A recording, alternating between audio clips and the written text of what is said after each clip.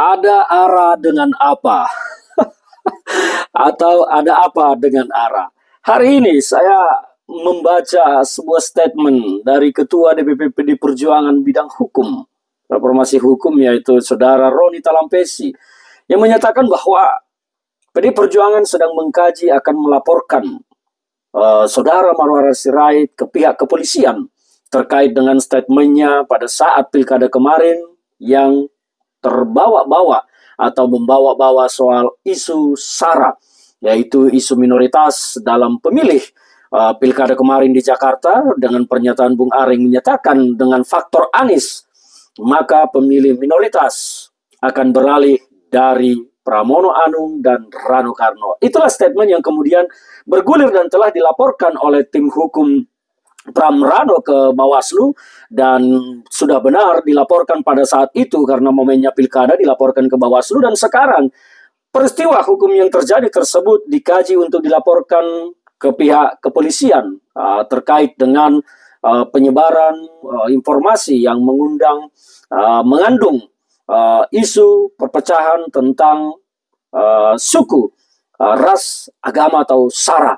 Dan saya pikir bahwa apa yang disampaikan oleh Roni Talampesi, Ketua DPP PDI Perjuangan, sangat masuk akal, karena pernyataan yang disampaikan oleh Saudara Marwara tersebut memang bertendensi untuk memicu lahirnya kembali politik identitas yang rame pada 2017 lalu di Pilkada DKI Jakarta, ketika Saudara Ahok yang waktu itu menjadi calon gubernur harus berhadapan dengan kekuatan kelompok Islam politik di Jakarta yang dipimpin oleh Rizik Syihab dengan FPI, dan kemudian muncul gerakan 212-nya.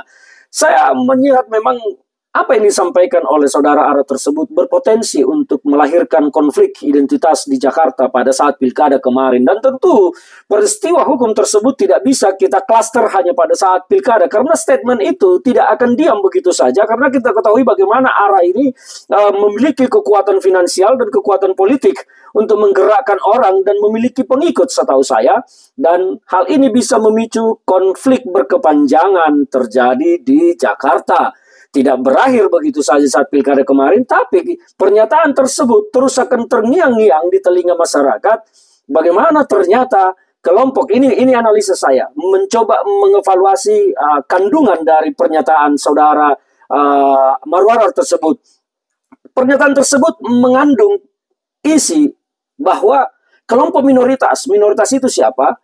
Ya Kristen, Hindu, Buddha, non-Muslim lah ya. Jadi dianggap tidak suka dengan Anies Baswedan.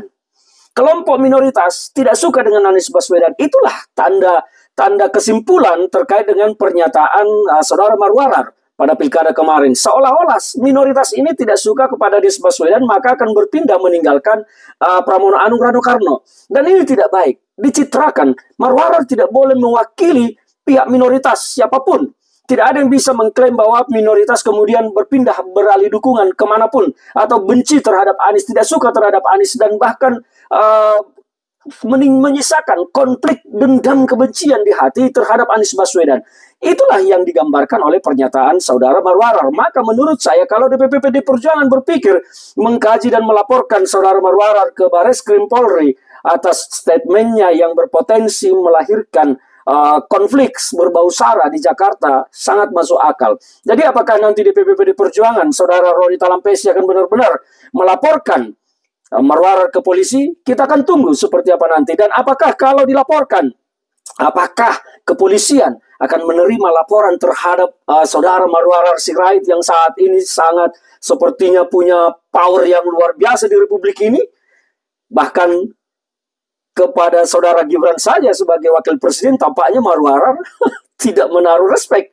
Dan kita semua tahu mendengar bagaimana ketika paparannya Marwara tidak mencantumkan foto Gibran dan menyatakan sengaja tidak mencantumkan karena hanya satu komando Prabowo. Oke lah, kita di luar itu. Tetapi sekarang, apakah pihak kepolisian akan menerima laporan tersebut nanti, ataukah akan dibiarkan begitu saja? Karena kita tahu sekarang PDI Perjuangan juga seru konfliknya. Saya harus menyebut konfliknya ya, tapi apa terlalu tinggi ya kalau bicara konflik? Mungkin perbedaan pendapat lah ya.